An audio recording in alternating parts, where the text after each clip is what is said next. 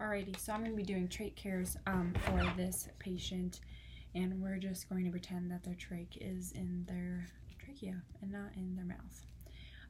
So I've already oxygenated them. I have them hooked up to an inline suction here, and I already have them hooked up here to my suction tubing. So I'm going to go ahead and I'm going to open this up so that you can suction.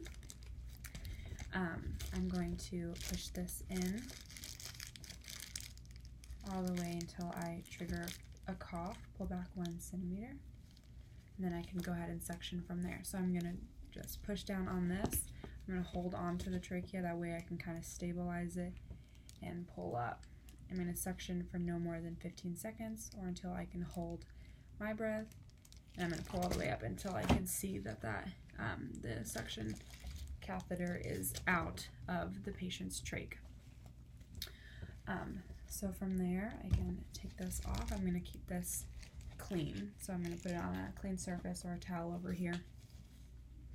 And so what I'm going to do is I'm going to use these sterile swabs, put it in some sterile saline, and then I'm going to swipe going from underneath this trach collar here, going from the middle outside. I'm going to use each swab one time. So I'm going to use that once, throw it away. I'm going to get a new swab, same thing, start here in the middle under this and go outside. And I'm going to keep doing that. So then I'm going to switch out their inner cannula here that's in their trach. So what I'm going to do is I'm going to twist this to unlock, and then it's going to come right out like that. And I'll dispose of that one. Then I'm going to get a new one. I'm going to make sure that I'm only touching, when I pull it out of this, only touching this plastic part here. I don't want to touch anything. Keep it sterile. I don't want to touch anything there. And the same thing, I'm just going to insert it and then twist it so it locks. So it's staying in just like that.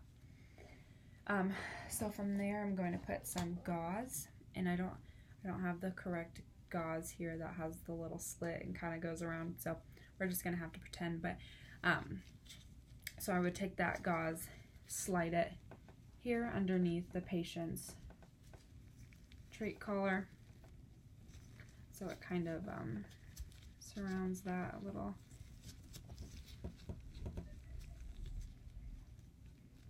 There we go. So it would kind of look like that, again in the trachea, not in the mouth. And yeah, so then I would go ahead and I would put the catheter back on my patient along with the ventilator, and if I needed to suction again, I would be ready to go. Thank you.